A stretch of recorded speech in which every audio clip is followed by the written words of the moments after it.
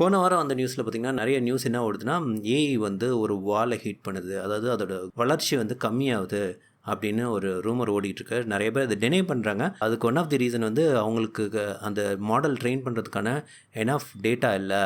Open AI என்ன சொல்லியிருக்காங்க, நாங்கள் வந்து ஹியூமன்ட்டேருந்து உள்ள டேட்டா இல்லாட்டியும் ஏஐ ப்ரொடியூஸ் பண்ணுற சிந்தட்டிக் டேட்டா வச்சு அதை இன்னும் ட்ரெயின் பண்ணிவிடுவோம் அப்படின்னு அவங்க கிளைம் பண்ணுறாங்க. பட் ஆரியான்னு ஒரு project, internal code named project வந்து ஓப்பன் ஏஐ ஒர்க் பண்ணிகிட்ருக்காங்க. அது என்னென்னா இப்போ கரண்ட்டாக இருக்க ChatGPT வெர்ஷனோட அட்வான்ஸாக இருக்கும்னு கிளைம் பண்ணாங்க. பட் இன்டர்னலாக டெஸ்ட் பண்ணுறப்ப என்ன சொன்னாங்க, அது ஒன்றும் அவ்வளோ பெரிய டிஃப்ரென்ஸ் காட்டல.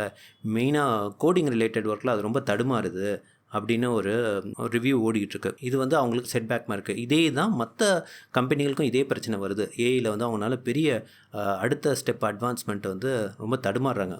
இது எப்படி சொன்னால் லா ஆஃப் டிமினிஷிங் ரிட்டர்ன்ஸ் சொல்லுவாங்க. அதாவது நீங்கள் போடுற எஃபர்ட்டுக்கு அந்த ஏஐயோட அட்வான்ஸ்மெண்ட் பார்த்திங்கன்னா ரொம்ப கம்மியாக இருக்குது. அவ்வளோ காஸ்ட் பேர்ன் பண்ணி கடைசியில் அதில் கிடைக்கிற அட்வான்ஸ்மெண்ட், அதாவது என்ன பெனிஃபிட்ஸ் எக்ஸ்ட்ரா கிடைக்குதுன்னு பார்த்திங்கன்னா ரொம்ப ரொம்ப கம்மியாக இருக்குது.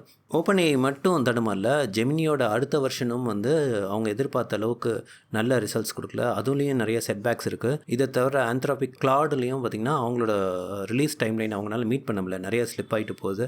இது எல்லாம் என்ன சொல்ல வருதுன்னா, ஒரு கம்பெனியில் எல்லாருமே இந்த விஷயத்தில் வந்து கொஞ்சம் தடுமாறுறாங்க. அடுத்த ஃபேஸ் ஆஃப் அட்வான்ஸ்மெண்ட் இன் ஏஐயில் கொஞ்சம் தடுமாற்றம் இருக்குது. இதை வந்து நிறைய மாதிரி நியூஸ் பரவுது. இதில் இனிமேல் ப்ரோக்ரஸ் பெருசாக இருக்காது ஏஐயில், அதனால் இன்வெஸ்டர்ஸ்லேருந்து கேஷை வெளியே எடுக்க ஆரம்பிச்சிருங்க, அவ்வளோ டெப்ளாய் பண்ண மாட்டாங்கங்கிற மாதிரி ஒரு செய்தி ஓடிட்டுருக்கு கடந்த வாரத்தில். இவங்க எல்லோரும் தடுமாறதுக்கு one of the main reason என்னென்னா சோர்ஸ், அந்த ட்ரைனிங்க்குள்ள சோர்ஸ், அந்த மாடல் ட்ரெயின் பண்ணுறதுக்கான ஹியூமன் மேடு ட்ரைனிங் டேட்டா வந்து கிடைக்கிறது அவங்களுக்கு ரொம்ப கஷ்டமாக இருக்குது. இதை தாண்டி இவங்க பண்ணுற சேஞ்சஸ், இம்ப்ரூவ்மெண்ட்ஸ், அடுத்த லான்ச்சில் பண்ண போகிற இம்ப்ரூவ்மெண்ட்டும் அந்த எஃபர்ட்டுக்கோ அவங்க கொடுக்குற ஹைப்புக்கோ அது ஒர்த்தான்னு தெரில. ஏன்னா இதெல்லாம் ஒரு பெரிய அப்கிரேடான்னு நம்ம கேட்க ஆரம்பிச்சிடும்.